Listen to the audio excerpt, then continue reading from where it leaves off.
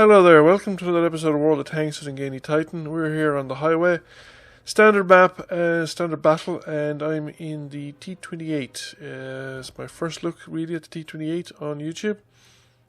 What can I say about it? Well, starters, this battle is with, I think, the top gun, the 120mm gun. I have 16 battles I did to get to the top gun.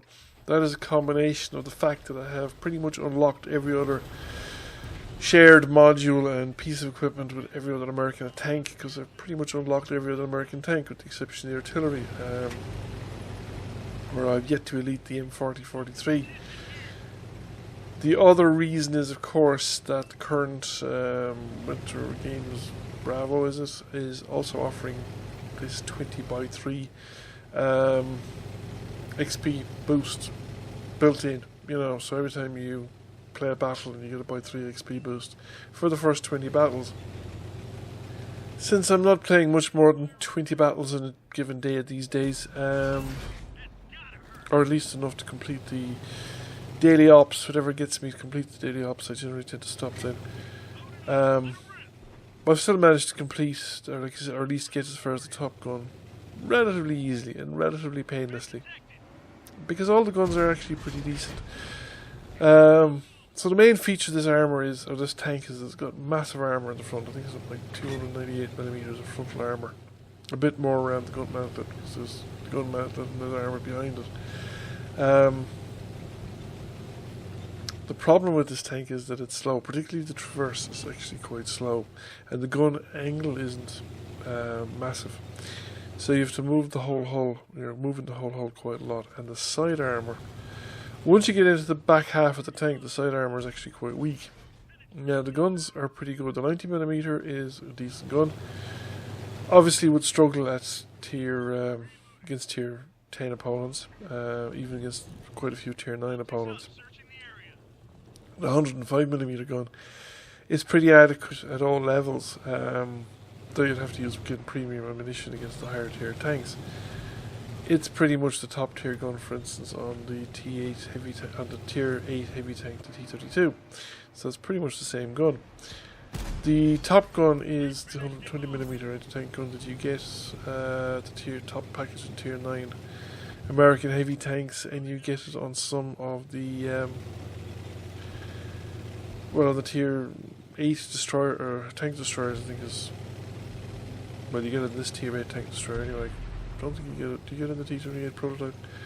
Can't remember. I think you do. And it's a pretty good gun. It's a very good gun, actually. It's got decent penetration. It's got good, consistent alpha. It's got reasonably good gun handling, but it's not scary alpha. So a bit like the British and American tank destroyers in general, the Tier 8 is not a scary tank to be in front of, in the way that, say, the Rheinmetall Borsig is a scary tank to be in front of, or the SU-152 or the ISU-152 are scary tanks to be in front of, because of the sheer amount of alpha that the guns can output. You can look at people with those tanks and they'll back off.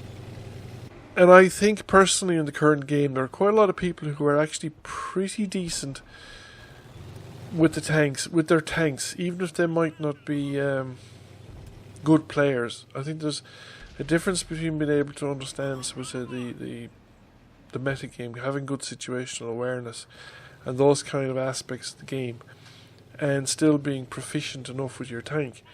So there's quite a lot of people who understand sort of armour angling and penetration and weak spots and stuff like that, and are reasonably decent at it, without necessarily being good at the metagame or the situational awareness.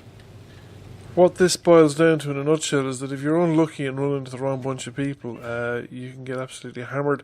Even from the front in this tank, there's enough guns firing at you and enough people know about the weak spots. There are weak spots. The hatches are penetratable.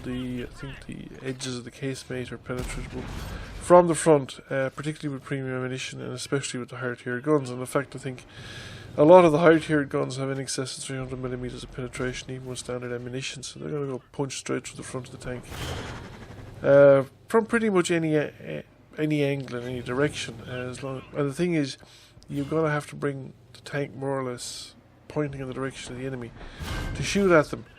So somebody else shooting back at around the same time is going to punch right through your tank and going to do comparable amounts of damage. But if you're up against more than one enemy, because you're going to be taking more incoming fire than you're sending down range, and you're going to be the loser in that fight. So you're going to have good games, you're going to have very good games, and then you're probably going to have very bad games. And of course, if this thing's caught in the open by a fast medium or a light tank, it's finished. It is in fact more helpless, I think, in the open than even an AT-15 or anything like that, because it's slower in the traverse and the side armor and rear armor is just so much weaker. An AT-15 can be hard to penetrate from any direction, particularly with light tanks. And on the 76mm guns, you have to get a tier 8 light tanks and stuff like that. They can have a lot of trouble with an AT-15, whereas once you're around the sides of this thing with a light tank, you'll have no problem penetrating it. Again, as long as you shoot at the back or rear end of the tank. However, when you can keep the gun firing and the tank in play, you can do quite a lot of damage, and you will have the potential for some very, very good games.